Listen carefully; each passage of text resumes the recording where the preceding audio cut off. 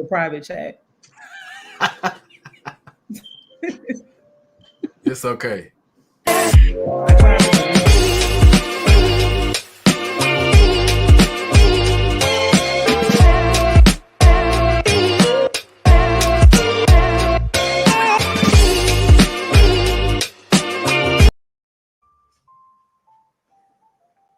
Happy Friday, sis.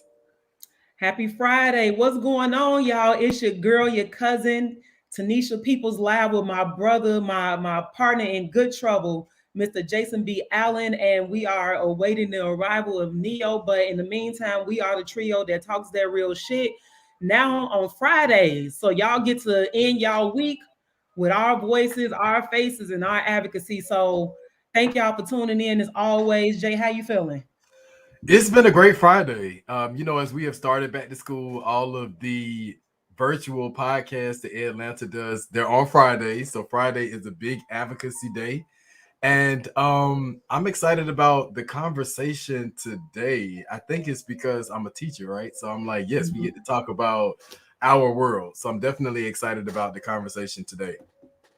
I am too. I think I was thinking earlier, like, man, I'm the only, I guess I don't want to say non-educator, but I'm the only person that doesn't have classroom experience in the conversation today. So I'm excited to hear about, the experiences of our guests. And Jay, you always contribute when Neo gets on, what he has to say. So we don't have the tea today, like not the formal tea, but we go get right into the conversation, bring our guests on, which are... Hey. Oh, there's Neo. Sorry about that, guys. Neo's not the guest. What's going on, brother? I'm pretty good. I had a meeting with a Facebook rep. We have a Facebook rep now at the Black Wall Street Times, so they're helping us with our Facebook account. And so that meeting ran a little bit over. So I actually rushed them off just so I can make sure I was on this podcast today. No, that's good, brother. We're glad to see you. Yep. All right, let's go ahead and bring our guest into the show. Hey. Hey. Hello, everyone. How y'all doing? Good Friday, beautiful Black people. Good Friday. Yes. Happy Friday, y'all. We made it. Happy Friday. Make it. Where y'all located?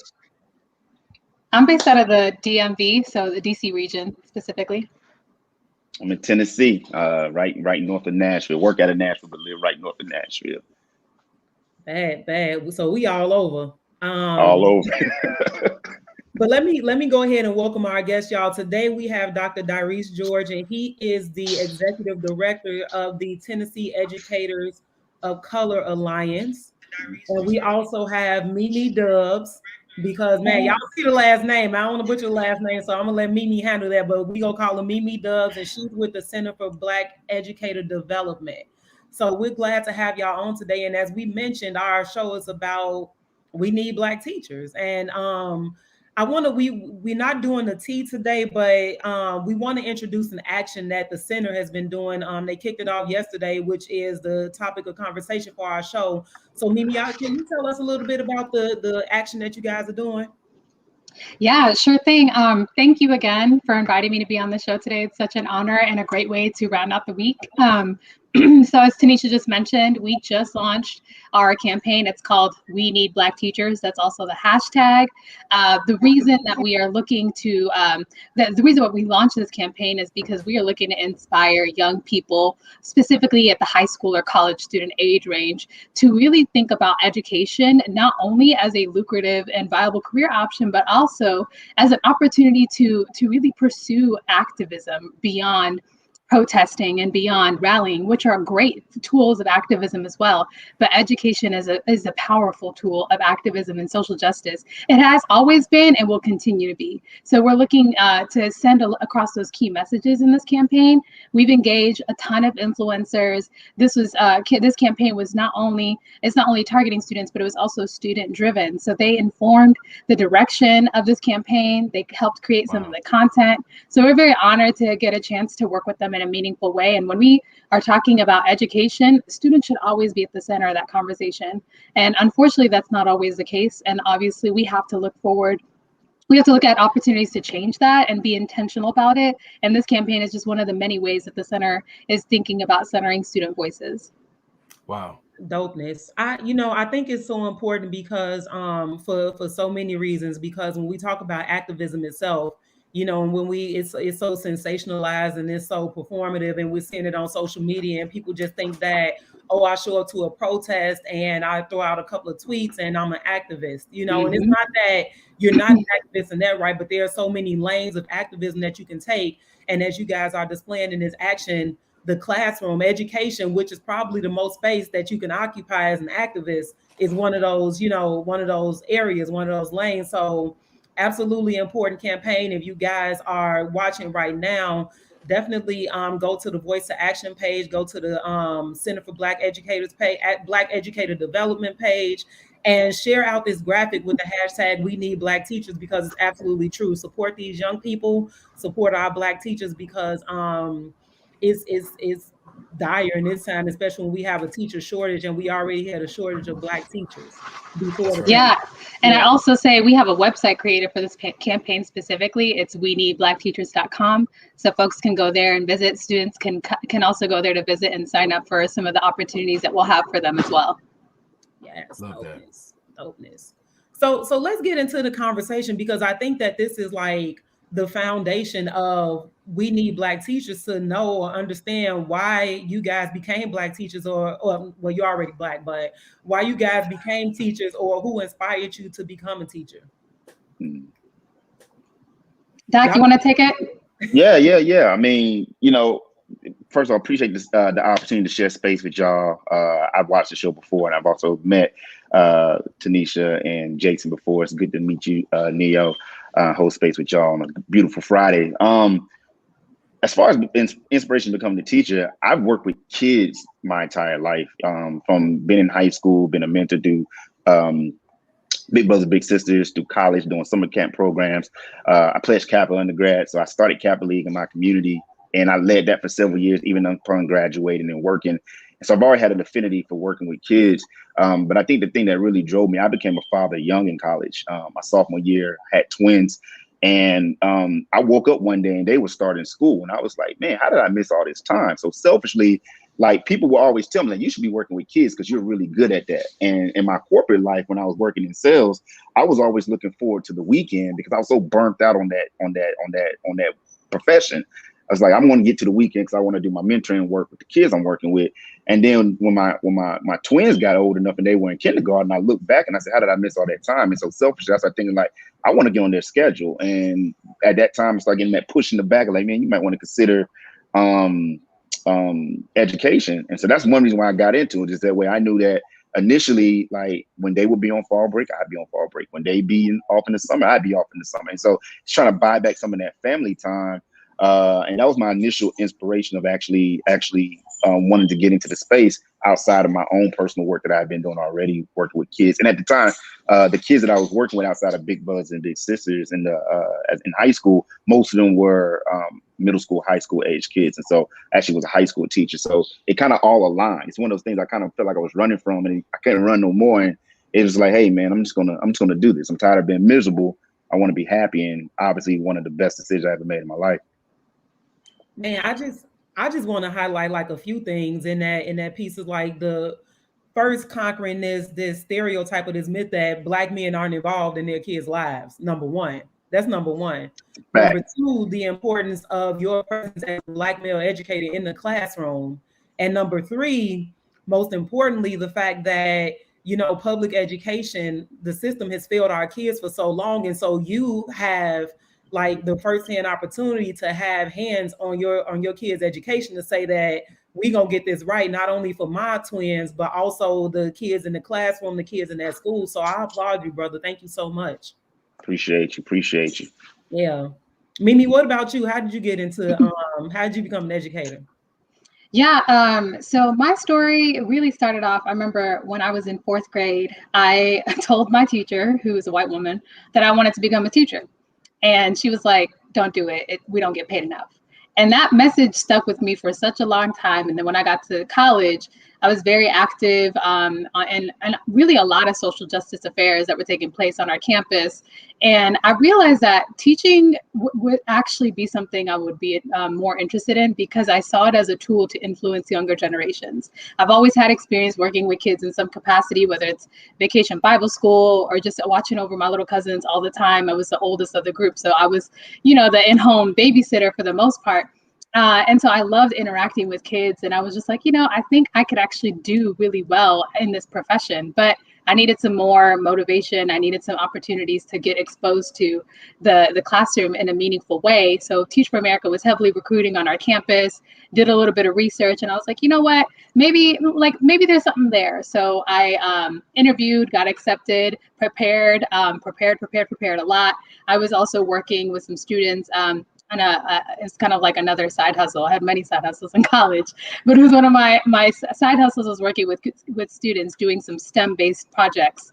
And there were 6th grade students. And I was like, I love this age group. I love working in science. Like, this is definitely like something that is fulfilling me in more ways than I thought it would. So I decided to go into teaching. So I taught 4th and 5th grade math and science. And that was a place where I really thought, like, I can do a lot of meaningful work, but more importantly, I can make an impact on these kids' lives that not only is going to, be temporary, it's a long-lasting impact. When you think about, like, all of us have had experiences in education where we could recall that one or two teachers that may have influenced our lives in a meaningful way. And I was like, if I could just do something remotely close to that, I would be good. And in addition to providing, meaningful instruction. So that's kind of how I got involved in the education sector. And my students continue to fuel the work that I do today. Now, maybe one of the things that, and we had a conversation before the show about, like, just letting things flow. Like, we pull out bits and pieces from the conversation and commentary. One of the things that stuck out to me was you saying that your white teacher, told you not to come into this profession because it's not enough money, right? And so when we talk about, like, breakdowns in the Black educator pipeline, that's a big piece. And that's damaging. I mean, it's like we talking about white women be destroying stuff all the time, and that's one part of it. Like, so, and I don't think she was intentional about it, to be clear, like, because we're still cool, right? So I was like, I'll be seeing her on Facebook here and there. I'm like, hey, girl. But I just think that, like, the messages that we tell our kids, and I was saying this yesterday, it's so paramount. Like, we have to be careful because, like you said, it could break down a kid or it could build them up. Like, which one are we doing on a daily basis? I have to pop in here just for 1 second. Like, I love the no shade, totally no shade at all. But I think, that you hit on something there. Like, it happens a lot. Black teachers are still, they're saying the same thing. Don't come into this profession. And, we have to reprogram everyone to keep that pipeline open, for sure. Yes, definitely reprogram it, but also being intentional about valuing the profession of 100%. Education. And that's the reality. It's not just teachers, but bus drivers, cafeteria workers who are saying we don't make equitable wages. And most of our public school districts have at least 30% of their employees who are the working poor. And that includes para-educators. I'm a special education teacher. So when I don't have a para-educator or a paraprofessional that's in the classroom with me, it makes my job 3 times harder than the 6 times it's already equally as harder having to do other jobs that are not present in the school. So we definitely change the narrative by making sure that we are valuing education by valuing those who are in the field. Yeah, definitely agree. And no shade to your teacher who you still connected to. I just want to, put that out there. But again, as we said that the messages or how we instruct students in their lives and their careers are important. And so if someone tells you that they want to be something, let them live in that dream. Right. Like, let me live my best life. And like, even if it doesn't pan out, let it be for reasons that I chose, right? Not for reasons that you put on me. Exactly. Now, if a child say they want to be a stripper or something like that, that's when you start asking questions. You may be those professions. But I was going to say that. Let me just sip my water. I'm sorry, Diarese. Go ahead. No, it just remind me of a story the good brother Sharif El-Mekki shared with me. We were at a conference at Ed Trust a couple years back, and he said that in Philly they started going around and they were asking white teachers, how many of you were told that you should be a teacher when you were young, and most people said as early as elementary, kindergarten, first grade, but most Black folk who are teachers weren't exposed or encouraged until they were either career changers, they were much older at a point in time, which happened to me. Like I was adult, graduated college at this point, and people would tell me you should consider education. And no one had ever poured that seed or fertilized that seed when I was younger.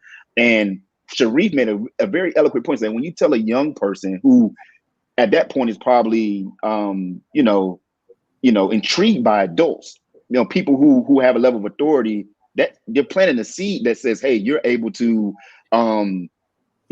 grow young folks, lead them, nurture them. Like there's a lot that goes into education profession that by you telling someone you can teach or you should teach, it just manifests in a way that probably sits in their spirit even to the point when they are actually doing the job, because they can reflect and say, someone told me that when I was 5 or 6 years old. Yeah. And what we're doing is we're not allowing that opportunity because, and I'm pretty sure we'll get to it later in the conversation, but I unfortunately, I just think racial identity, as we're developing these identities, school has the ability to either develop or destroy them. And a lot of times Black folks are being destroyed in school, which inherently has a direct correlation to how they end up in their adult lives, the decision that they make along the way. So I'll pause there, but I just wanted to react. That was good. Yeah, come on with this church on Friday. Yeah, I will say, shout out to El-Mekki. Yes. Shout out El-Mekki, man. Yes. So so we talked about the, again, the messages that you relay to kids. What other obstacles have you guys seen in us Black teachers who aspire to become educators, or aspiring Black people who aspire to become educators?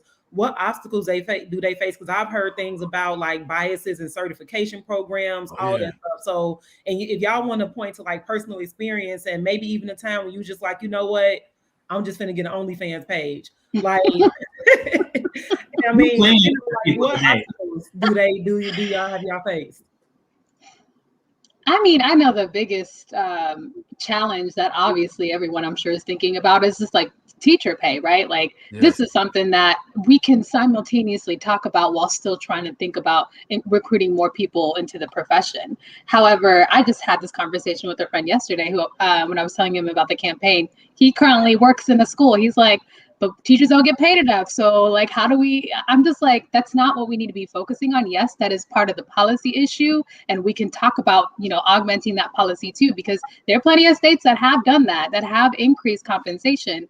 But I'm also like, if it's not going to be a person that looks like you and me, you already know who's going to be in front of our kids, right? So I'd rather not just continue to use that as a barrier for people to enter this educator workforce. I 100% agree. Like, yes, a lot of Black and brown people are in debt. I get it, right? Like wealth is something that we're looking to build on. And that is 100% like, yeah, you're right? Like that is another form of liberation. But I'm also thinking like, well, education is a tool. It's one of the most powerful tools to get liberated. And if it's not, like I said, someone who has a mindset of some of the folks alongside myself who are working with our kids and instilling positive values and really protecting their mindsets, it's going to be somebody else who's breaking them down and also finding ways to keep them out of the classroom for as long as they can.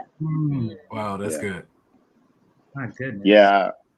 I think I'm going to tap in from two perspectives. So one, from my perspective of training to be a teacher, but then two, having taught 6 years and then left, I transitioned. I worked at a education prep provider. So I actually worked at a teacher residency program where I was recruiting and helping to train people to be teachers, particularly people of color, majority Black folk. So from the training to be a teacher, because of my own personal experience, there's nothing that I learned in my ed preparation experience that prepared me to be the only Black man on the campus for 6 years. Full stop. There was nothing that I learned in the preparation that prepared me for that experience. The other part here is like, there's also nothing that took in consideration the educational malpractice, the educational injustice, the educational inequities that people experience in their K-12 experience that also follow them when they enter these preparation programs. And so to be clear here, these programs, and then also like, and I can say that because I taught in the district that I grew up in. So I was blessed to be gifted and identified gifted and talented early, but it also put me in a position where I was always the only black boy in all my classes all the time. So me being the only black man on the campus was nothing new to me. I was familiar with that experience. But what I saw and what I realized is it didn't take in consideration my peers who were getting disservice and not getting an experience that they were supposed to be getting. And those are the same people who are entering college campuses. There's always going to be somebody who's going to matriculate into a college setting, and they're not going to be quote unquote ready based on academia standards. And so what are you doing to mitigate that? And a lot of times it's nothing. We have a ecosystem in the post-secondary space that says you got to meet these certain elements. And if you don't do it, then you just kind of wash yourselves out. And this is how the 4-year degree turns into the 6, 7, 8-year degree, because we don't have systems in place that take in consideration that there's somebody graduating from high school right now that they're the top of their class wherever they're coming from. But when they get here, that top may be substandard, subpar. What are we doing to mitigate the gaps in that inequity to make sure people can pursue their dreams through education? The other part that I seen come out to life is when I was working in the ed prep space. I was actually recruiting people, and my bread and butter, I didn't do like the traditional go to the career fairs and all that stuff. I knew better that most of the people that we were looking for, black folk, brown folks, were working in school systems, or they were working in proximity to kids. So these were the people who were working in the YMCA Fund Co. They were big brother, big sister. They were folks who were working at the Boys and Girls Club. But specifically for me, my biggest audience were people who were already working as paraprofessionals, bus drivers, janitors, librarians. They were already working in the system. And so when you tell somebody, hey, teachers don't get paid enough, but they're making $20,000 and getting the license certification, get them to $45,000, $50,000. No. I've seen people go through a year of poverty to fight for that $45,000, $50,000. That was going to be a game changer for them to raise their kids. Don't come at me and we're killing dreams slowly by making the professional absolutely inaccessible just because your lived experience. Like we got to start shaping the conversation and really start talking about education as a tool of activism and a way to be able to shape activists and advocates to do this work differently. And for me, what I experience is like, it's all about talking to the right people. There are people who want to do this job. They want that $45,000. They want that $50,000, because guess what? For some of them, that's the most money they probably ever made, the top salary that they probably ever made. And not to mention, to be honest with you, a lot of them people are already doing the job. I can't tell you how many times in the building and a personal or loan up was flat out teaching the class. Full stop. Like they are running the class. These are the same people saying, I want that job because I need that $20,000, $30,000. I would love to get paid for the job that I'm already doing. And so I definitely see it from both ways. And these are some of the inequities that exist that we have to address to make the profession more accessible, especially for Black folk. Also valuing the actual craft and art of teaching. There is an art of 100%. teaching. And it's been about 5 years, Mimi. We collaborated when I was in administration. I left school administration and I went back to teach. And when we did the article speaking to, wow, like most people want to get to administration where they're making the good money, where they're really invested. And one of the things that Mimi asked me is, what made you leave?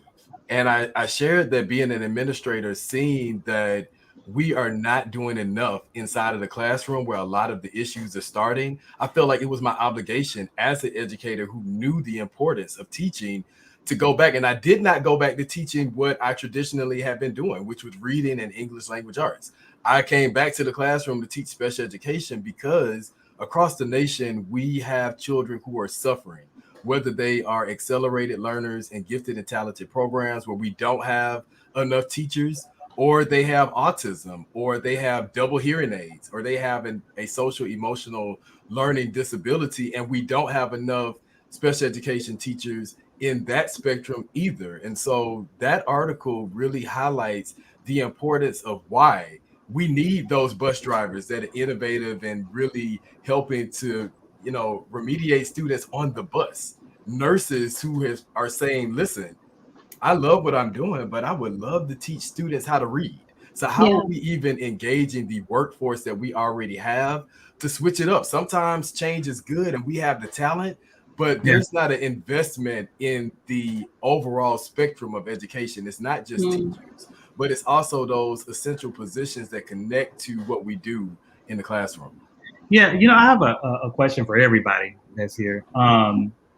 Do you think there should be easier pathways besides, attaining a 4-year degree for certain levels of education? Because let me tell y'all, there are like pre-K through 5th grade, there are some phenomenal parents out there that would make great teachers. But then they look at that 4-year, 5-year, plan, and I'm like, there's no way that I can achieve that because I have kids, or I have, such a, That's good. I want to pay my bills, right? And so that's just one thing. I also have a friend, when he was younger, I think he was like 21 when he went to prison for drug dealing. Came out, he founded this incredible organization called Racism Stinks. Literally is working with kids all the time. Incredible, this guy is really great at math. I'm like, man, you should be a math teacher. You would just be great. Oh man, I thought about doing it, but guess what? They said that I can't because of my record. And I'm just like, damn. Like, he would have such a deep impact on a lot of these Black kids if we could loosen some of these, these restrictions and policies. So what are your thoughts about that? Have y'all thought about that? Uh-oh. It's I have. slippery slope. I don't hear it. Yeah, no, I've definitely thought about that because I'm like, there are some things you just can't teach in an teacher prep program, right? Like, I've seen some phenomenal, like you said, like whether it's parents, other guardians, or paras even that are like working on that certification program, but just not quite there yet. Just do create some of the most creative things, and I'm just like, there's no way you can teach that type of creativity. Like, you either got it or you don't, right?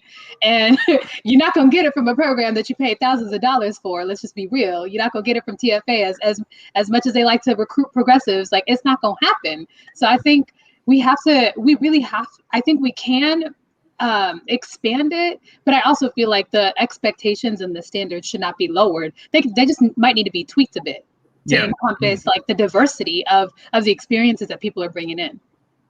Because it's what frustrates me. It's like I really, it's like, what's the balance? Because I've seen some teachers that don't know how to spell or the difference between there, and there. And it's frustrating because talk about it in the classroom. Telling the ELA teacher. And that's, I'm just like, now you're gonna have a whole bunch of kids that don't know the difference either. So it's like that. I think it's as Neo said, a slippery slope. And again, me not being an educator, but it does frustrate me to see you passing on kind of those that miseducation, or that substandard education to our kids when you probably shouldn't have been a teacher. And I don't know if y'all want to go here, or Diarese, if you want to respond to Neo's question. I'll respond. Yeah, I'll respond briefly to Neo. I will say this, like, even if we keep the system the way it is, and we're saying, hey, people have to get the 4-year degree to be qualified to teach, to get the educator licensure. Like, there's still so many inequities, and kind of tying back into like the previous question with the certification. Like, I literally seen folks who completed our program, matriculated into the education profession, probably didn't complete their EdTPA or hadn't completed their praxis exam yet, but they were given an emergency license, or they were given a temporary license to full-time teach. I'm telling you right now, there were folks who went in year one and they outshone veteran teachers. But they would lose their jobs at the end of the year because they didn't complete their praxis or their EdTPA. And when you got the test scores back and you seen the achievement and you seen the growth, astronomical, but they would lose their job. So you have someone literally who's saying, I can do the job despite this, academic requirement barrier to get licensed. But I'm going to lose it because I haven't met that requirement. And I think, that's the inequity that exists. Like, it's not indicative of how I do this job. So much more than that. And to Neo's point, like, I do agree. Like, there are folks, which I saw, paraprofessionals who were either, maybe had 2 years of college or no college experience at all, very little, but they were doing the job and they were doing it at a high level, and they were doing it better than folks who I know who had master's, doctorates, and several certifications behind their names. And so it's like, if we're going to, reimagine how we're going to get a workforce that's more reflective, like, we got to make some shifts. There has to be some shifts that have to be made in order to do that. And I think it is as far as back as if we were talking about education preparation, We got to start centering the experiences of Black students in those preparation programs, Yes. period. Yes. Period. That is our biggest leverage and our priority. If I don't know how it is in other states, but in the state of Tennessee for the last 20 years, anything that we look at that is disaggregated by data, Black students are at the bottom. Statewide test scores, graduation rates, chronic absenteeism, we lead in that. We lead in suspension rates. The way we're training people to be teachers and they're going into spaces serving Black children, it's not working. It is not working. And so people who know how to do that, you're saying there's people who know how to do that, they're doing that, but they don't have access to a pathway that will allow them to do it permanently with a sustainable income. How do we do that? That's the big question here. So hold on, Jay. We got to pause for a public service announcement because Mimi has to go. She has to duck out to another meeting. Not a PSA. So Mimi, we want to thank you so much for showing up today. And if you could drop the website and the action one more time for people to catch the tea, we would appreciate it. Yeah, it's www.weneedblackteachers.com. Thank you all again for allowing me to be a part of this conversation. I'm so sad I have to miss out because it's definitely getting real good. But thank you again for all that you do. Our students are really blessed to have you as strong and adamant advocates. So thanks. Yes, love you, sis. All right, love y'all. Bye. I was trying to get my story in about Mimi before she chimed off, connecting to what we were just talking about. Her last article that she worked with me on at the 74 was around the racial disparities in the EdTPA program that our brother just mentioned. And, here's the caveat, just like the SAT, just like the ACT and other tests that our students are being forced to take to get them into college, those same companies, billion-dollar industry around testing, right? These same companies are also the same individuals that craft and put together the teacher certification and preparation tests that have to be passed. So we don't think that racial bias will be present there. And we called them out about it in the state of Georgia. Right now, as I'm getting my master's in special education, I have had one Black professor, as I'm getting ready to graduate in May, I have had my first, and she will be my last because we're now at the end. And this is the first professor, and I want to drive this, and then I'm gonna drop the mic. I am in a program that is supposed to help teachers become master teachers and also teachers coming out of undergraduate who really want to learn more. We have not talked about learning loss. We have not talked about equity. We have not talked about disparities in Black and brown communities and schools. We have not talked about access. We have not talked about variation of learning styles that reach children in different ways. When they are teaching teachers, they look at Black children as having solely behavior issues, and they go in thinking that we need to police Black and brown children because of how we're preparing teachers. And it's inequitable starting at the state level. And so we have to get people out to vote, not just for president, not just for the mayor, but essentially also for the governor, who I know for the state of Georgia, he is the person that appoints the 12 people on our education committee that create the rules and the policies that govern this. So I wanted to just drop that information. I was hoping Mimi was going to be on so she could hear that, because that was a powerful article exposing the status quo in the system for what it's doing to actually not adequately prepare teachers. Can we get the link? Did you drop the link in? My goodness. I'm gonna find the link. Give me a second. Man, Jason going to casually drop a bomb and be like, yeah, like. And then everything you said spoke to me, and it's also a part of the work that I do. But I will just want, if I can, add on to the point that you made around what you did not learn in your master's program. I will also argue that those same tendency components should be embedded into a traditional education preparation program. Everything you just said should be standard, and it should be embedded in that education preparation program. In addition to that, several things I could say that was just missed. Like we did not touch base on these things, and these are some of the most challenges, egregious things that are happening in education, but we don't center them. And that, to me, it's just that's almost 80% of the job, and we left that part out. So it's like, you made a very valid point there. And even more, I think it's more important than ever that we have these conversations now, because, we talk about learning loss during the pandemic, and we're going through a teacher shortage when we were already short of Black educators in the first place, 2%. And the over-identification of our kids as problematic, having behavioral issues, special needs, all this stuff. Like, all that's going to be blown up now. And as I put in the chat, all we're talking about is send them back to school. And do they got to wear masks, or, you know, all this stuff. And so that's really bothering me, because we're not talking about these greater issues. You're talking about back to school, but we're not talking about back to education when we've never even been in like a solid education system in the first place. But we're not talking about these things. So it's like continuously just sending our kids through this failing system. And even at this point, a system that's just trash. It's more trash than it's ever been.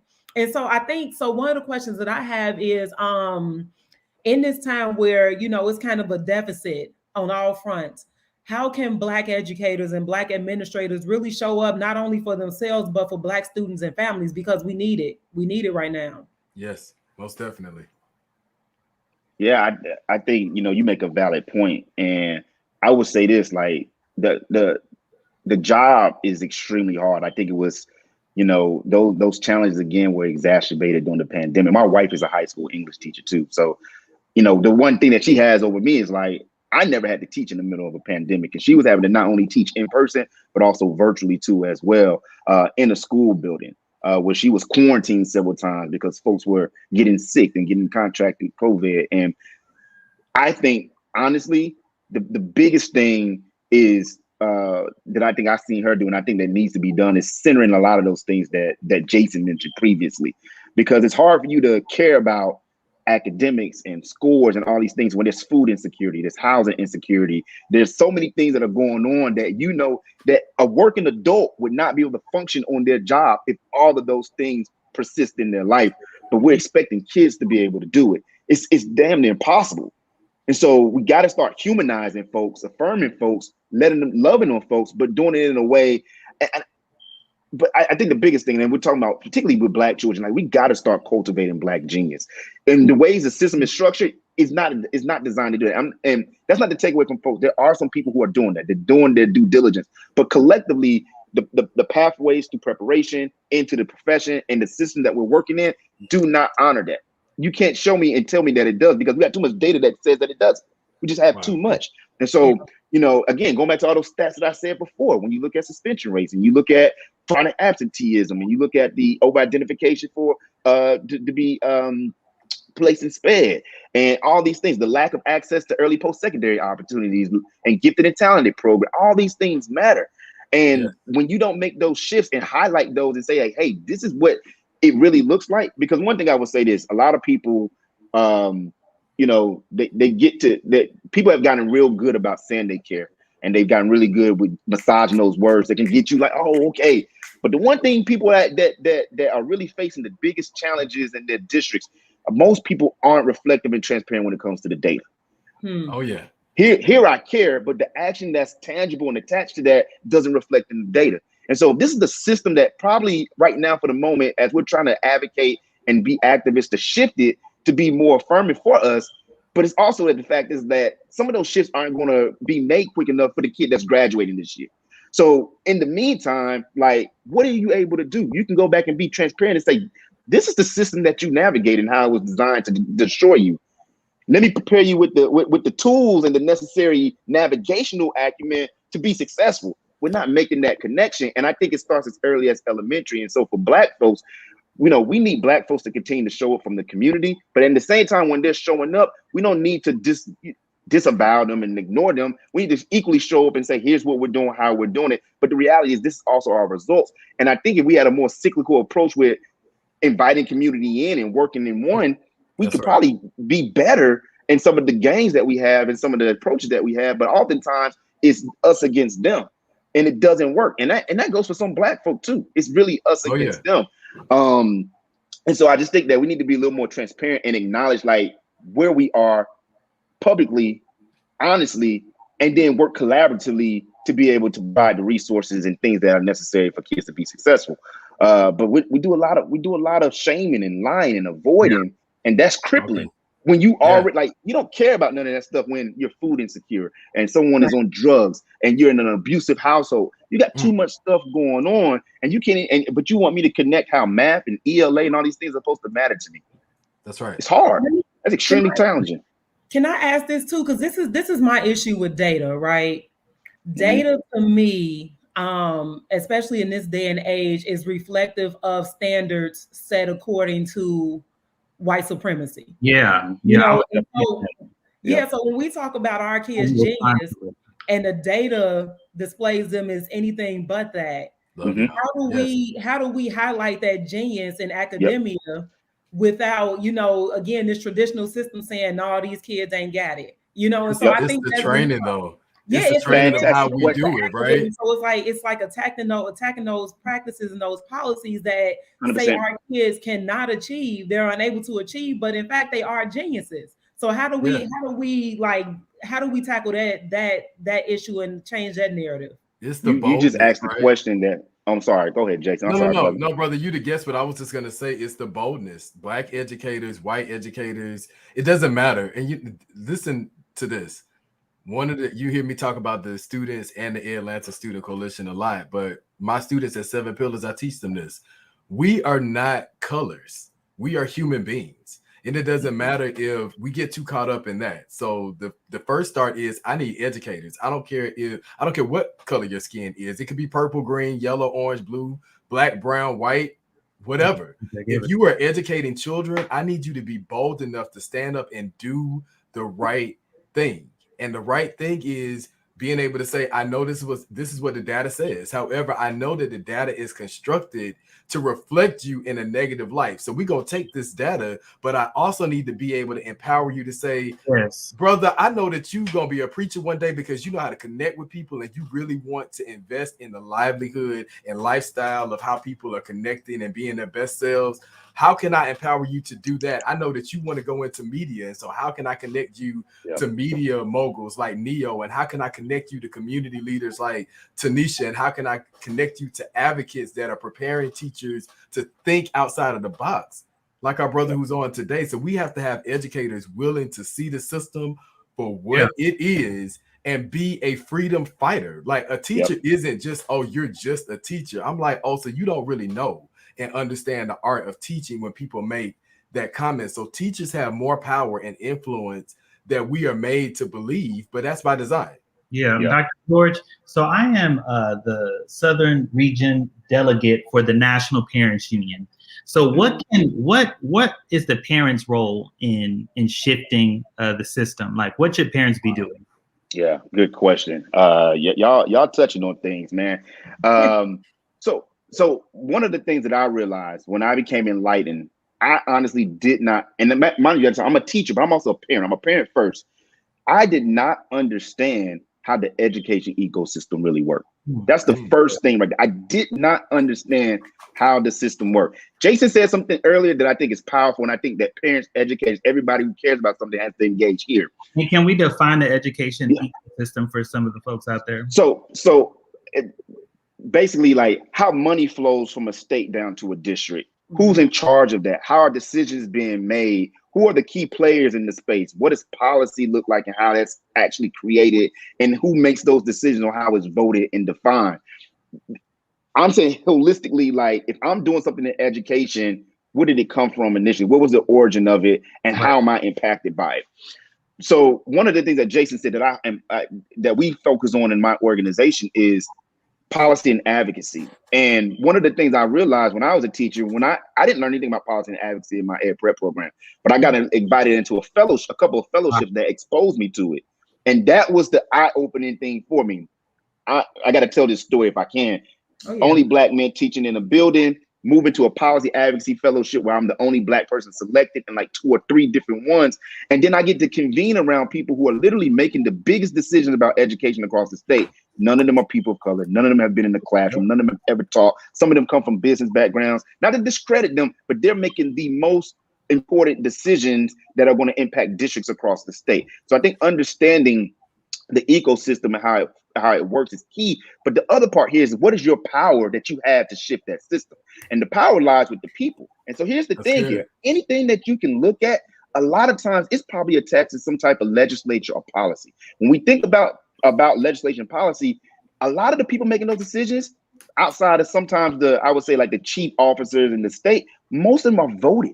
They're in voted positions. When you think about your issues that you care about within your local district, literally a commissioner or a superintendent in a local district is creating a budget, that budget oftentimes has to be approved by county or city councilmen to get the funds to fund it, and then a school board has to approve it.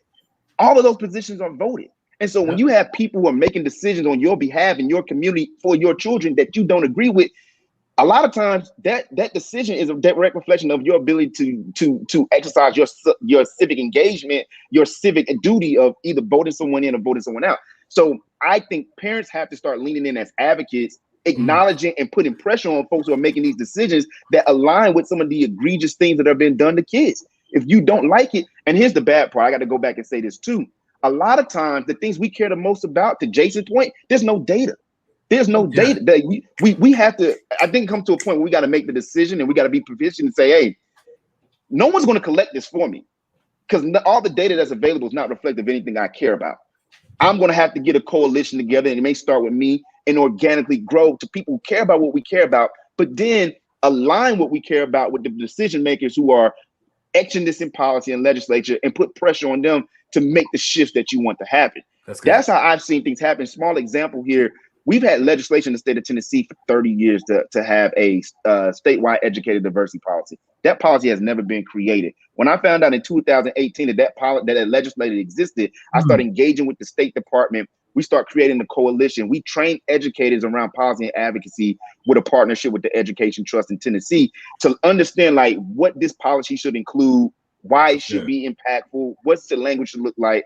We gave this feedback to the State Department, but we trained up folks to have conversations with the state board elected folks so these were their constituents who lived in different parts of the state, to encourage them to, this is why you need to vote yes on this policy. And also too, I'm sharing my lived experience as a Black educator or a brown educator, and this is why this is important. And sure enough, February 2021 comes, and that policy was unanimously voted and adopted. And so it requires every district in the state of Tennessee right now, full stop, to have a goal that's reflective of the students of color that they're teaching, to increase educator diversity significantly, and to submit strategies, and also strategies for recruitment and retention efforts. But that in itself started with people power.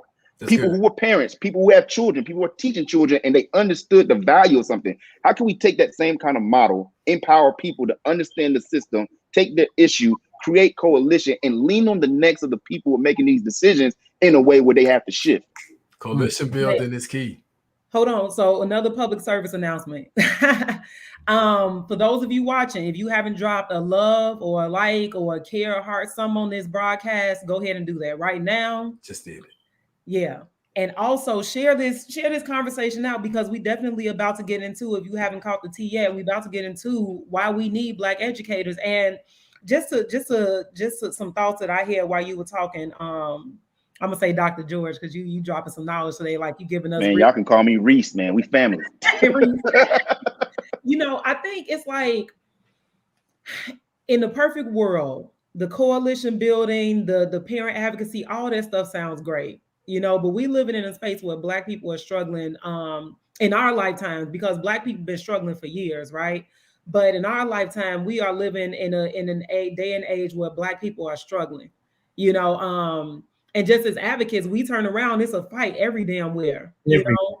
And so as much as it would be just, you know, beautiful that we build these coalitions and parents, you know, step in and engage and fight, you know, through civic engagement, all this stuff, we know that systemically these things are discouraged, right, by design.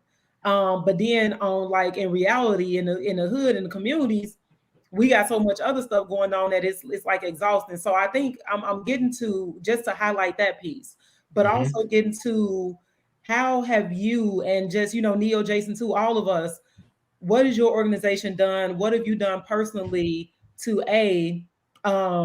rebuild and sustain the Black educator pipeline and empower parents and students?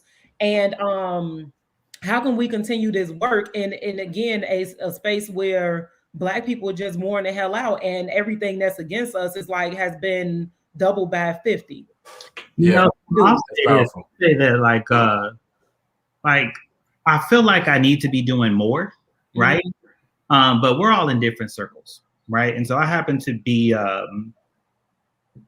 in a space where there are a lot of philanthropic organizations, right? And I have access to their program managers at various like large foundations across the country. And so I pitched to one of them. I said, hey, you know, Teach for America is great. Some people in my community have some issues with Teach for America. What do you think about creating a Black teacher pipeline that follows the Teach for America model, but is specifically and only recruits Black people? And I said, that's an idea about Black people that care about our kids. I want to be very care. Well, I mean, you know, like, well, yeah, Black people that care about our kids. And so, like, the idea, I planted the seed, you know, and I don't know if I need to water it or rake the ground more. Oh, yeah. I was just about to say about that. It takes a lot of work, you know, like Tanisha had mentioned, you know, in a perfect world, you know, these organizations and things work, you know, like a utopia, but shit, like Black folks, we are 13% of the population. And of that 13%, like only 1 out of every 10 of us, maybe 1 out of 50 or 1 out of 100 is actually doing a lot of heavy lifting. That's true. So, like that is the reality of the fact. I wanted to just jump in right quick and say, it all sounds good, right? I know Black people are worn out just being Black myself. However, this is what gives me hope. And this is why I keep my wall up, even though we are back in person learning and I created a new one, is that I gleaned to what my ancestors did. And I never heard my great-grandmother of 104 years complain. She never had a car to drive. She had a 3rd grade education. And I talked about her earlier today on Atlanta because I was highlighting the steadfastness and the resilience of our ancestors then. And we get too comfortable looking at all of the things against us. They didn't care about that. My great-grandmother came from she was a direct descendant of slaves. She lived to be 104 years old. She's older than any of the Greek organizations, the NAACP. She was born before them. And so I gleaned to her story and also my other great-grandparents to realize that, yeah, we have all of these things stacked against us. But let me tell you, in 1906, my great-great-grandmother on my mother's side, they started stacking their pennies away from family members who were working in the mines in West Virginia and cutting hair and getting a dime here, a nickel there. And they made a way to pay teachers after the state said, we'll give you 1 teacher that can work in the grammar school to teach all of the children in your community. And we knew that wasn't enough. So I'm sharing this story because the art of teaching connects to storytelling. And we have to be able to tell the stories of resistance and resilience so that we get this work done. Brother Neil, I also would say this. We have to connect those organizations to the people who we know, the Center for Black Educators Development, Profound Gentlemen, Profound Ladies, Atlanta, the organizations that we know have track records of actually doing the work. We have to funnel the monies there. And I'm going to champion this, and then I'm going to turn the mic back over. Parents across this nation can invest in getting the right school elected board members, city council members right now. In the city of Atlanta, there are so many teachers. There are so many activists, myself running for school board. We have the people running, but the people have to invest, because what we also know is the track record of getting the right people to run for office and no one supports them. So then the huge, status quo organizations and businesses come in, and then when they buy them, we get upset and say, well, why didn't you do what I wanted you to do? Well, baby, when I had to pay these bills, you all weren't donating. You weren't investing in what you all said you wanted, which you knew I could do, but there was no investment from the people. So even if it's a penny, I'm not even going to do the Obama strategy. If it's a penny, if it's 5 cents, if it's $5, we have to find the people doing the work and invest in them. 100%. You dropping jewels, and I think, Neil, you kind of answered part of what I was going to probably encourage folks to do. Like, there's an advocacy component here, and I think the beauty about advocacy is like systems are going to shift. Like, leaders within systems are going to shift. But the one thing that I noticed, like, activists and advocates remain consistent. You're going to do the work regardless who's at the helm or who's not. You're going to put that pressure there. You're going to advocate in ways and act in ways that are going to make the change that you want necessary for the community that you serve and live in. I think you have to do that part. But I think the other part too, and this is the part that I feel like, I'm tired of waiting. And I think that to what Jason said, Jason reminded me of my mom after she divorced and she was a single mother of 4. I've never seen my mom cry. I never seen her complain. I barely saw my mom. She was working so much. And she did it with a level of grace and humility and resilience and resistance that I think I try to carry and embody even to this day. And the reality is you got to do it. Like, Yeah. I think sometimes you get to that point where it's just like you already planted the seed, Neo. And it's like, I don't know when you had that conversation and planted that seed, but I would ask how much action took place after you planted that seed. Probably very little. And what that means is like, that might be, and I don't want to say it's a burden, but like, try to think of it like the impact and the liberation, everything that's associated with that. If you do that, the problem is that it takes a unique person to say, I'm going to carry that load. When I launched Tech, I was still teaching. I launched Tech in September 2016. Everything that we did with Tech from 2016 up until 2020, I didn't get compensated a dime for. Not one dime. People thought we were a full-fledged running organization. We only had a working board. We had people who believed that we can make change in the state, and we got after it. I aligned myself and surrounded myself with the right people who believe like I believe and knew that no one was going to do this. This work wasn't going to happen unless we committed to doing it. And then I transitioned last year after we got some seed funding and I became the full-time executive director. So for 4 years, I got nothing. Every time the only thing I did was invest my own money. And if I got grants, I tried to leverage it in a way that it could impact and pour back into the communities that we were serving. Come on now. Who's doing like, and that's dope. the reality of Black folks. And I was working a full-time job and have children and a family and all these other obligations. But you know what? I learned through my life's experience of watching my mother and how she did it. I'm blessed. I got it probably a little bit easier than she does. And I have no reason. And the reality is like the change that I want so badly to happen, I just kind of got to the point where it's like, if I don't take this on and take the people along who are in alignment with me, it's not going to happen. Right. So while we're advocating and we're doing all that sounds good and great, but there's nothing wrong with taking and say, hey, no, we're going to build something over here too. Like while we also putting pressure on y'all to change a larger system that our kids are in and our educators are in, at the same time, we're going to take a small slice of this pie and we're going to build something too alongside that. And we're not going to stop building that even while we're putting pressure on you to make the shifts. And I think that that's just the reality that we have to get to is the advocacy, but it's the action too as well. And that's why I say we got to have advocates and activists. Like we gotta do both. They're synonymous, you know. You drop some word there. You drop some word, and I think all day. That's really important because we have so many nonprofit organizations out there that are getting hella funding, right? Because I've been having this conversation all week about how, you know, to find people or philanthropists that are funding liberation work is damn near like trying to find a needle in a haystack, you know. But you know, there are people out there, but at the same time, those of us who know that there are nonprofit organizations or just leaders in existence that aren't really down for liberation. Like, you know, there's no money in a cure, you know, and so to keep these problems persistent is how they'll keep getting paid. But for those of us that really want to do the work, and it's like, hey, I'm gonna do it without y'all funding. I'm gonna do it while I got 3, 4, 5 other jobs, while I got families, all that stuff. That's who's really down for the work, and it's just what we got to do, you know.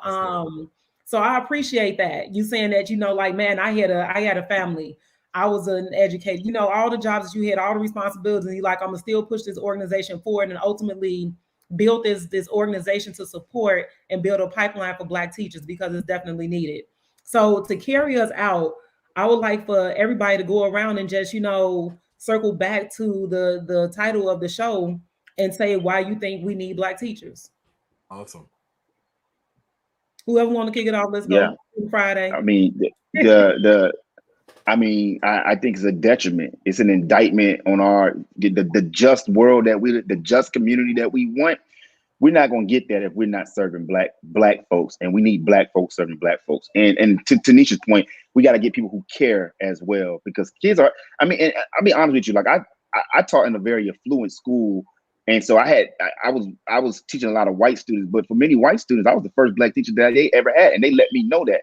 So that I do understand the value of having Black teachers and from all students. But more importantly, you know, my children are living an experience that I had where I had no Black teachers except one, my whole K-12 experience. They're reliving that in the same district that I went to school in. It's impaired. And if you ask them, they would tell you their favorite teacher by far was the Black teacher that they had in 5th grade. They're in high school now.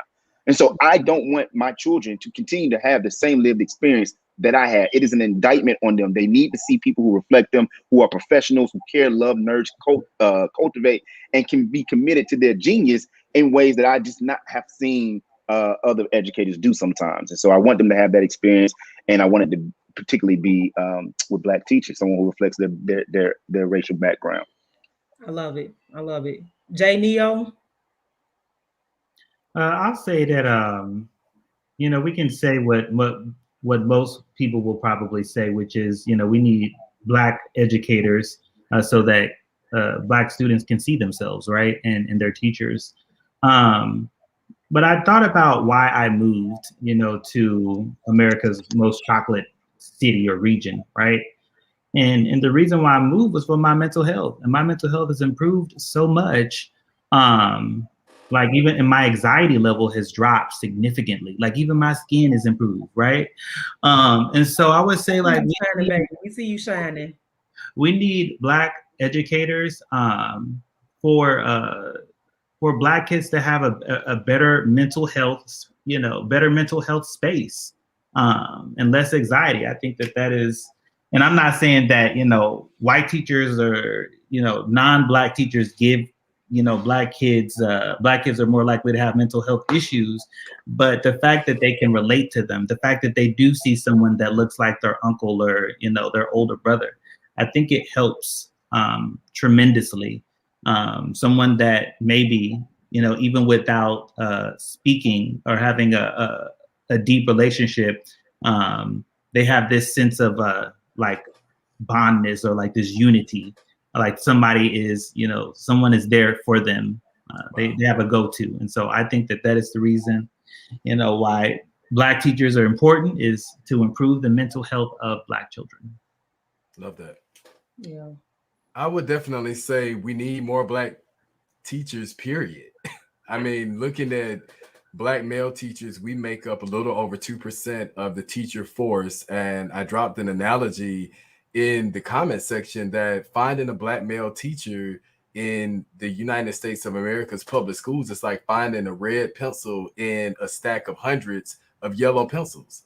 And we should not be designed in that way. So we have to change the system in a way where Black teachers, one, are respected, they are empowered, they are encouraged to share their experiences. We are diversified. We should be creating pipelines where even Black men and women who have been incarcerated and want to come into a workforce where they can share their experiences and really help our youth. Talk about dismantling the school to prison pipeline. I don't want to just hear somebody's prison story, but if I can see them actually working in their gift, whether they're a plumber, whether they're a mathematician, we talk about the genius of people who are, wrongfully incarcerated. There are people who are scientists, engineers. There are activists that are in prison right now. And that doesn't mean that they did anything wrong. It's a lot of times because they actually challenged the system. So I think that we should definitely reimagine education where Black teachers are not a commodity. We are not something that people are like, oh yeah, we need this because it's rare and it's special. We're brilliant and we're great in our own right. And we deserve to be in this field so that we can be exposed to all students. I have white students at Seven Pillars. I have mixed race students. I have Black students. I have brown students. And I feel like they all get the same thing from Mr. Allen. They feel accepted. They feel seen. We listen to rock music, heavy metal, jazz, 70s, 80s, 90s, Whitney Houston on down to Bobby Brown. And the students love it because they feel like this teacher is really invested in making sure that the entire being is being reached and not just the surface level. So yes, we need Black teachers. We need them to be centered on social justice. We need them to be centered on equitable practices that reach every child. And most importantly, we need them to be centered on doing the right thing. Yeah.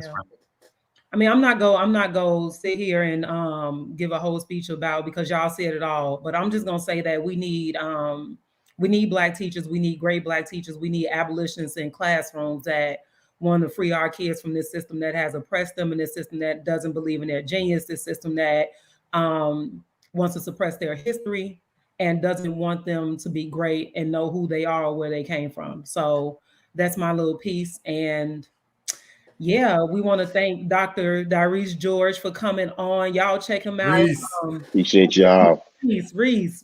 We want to thank Reese for coming on. Y'all check him out, his website, Tennessee Educators of Color Alliance. Y'all go check him out there. Check him out on Twitter. Follow him. If y'all haven't done so yet, definitely share this episode out. Show us some love through some, liking, dropping the likes and stuff on the chat. But other than that, y'all, we thank y'all for coming through to another TDRS. This is your girl Tanisha with my homeboys Neo and Jay, and we are out for this Friday. Y'all come back next week and check us out, see what kind of shit we talking. Y'all have peace a great and love, week. everyone.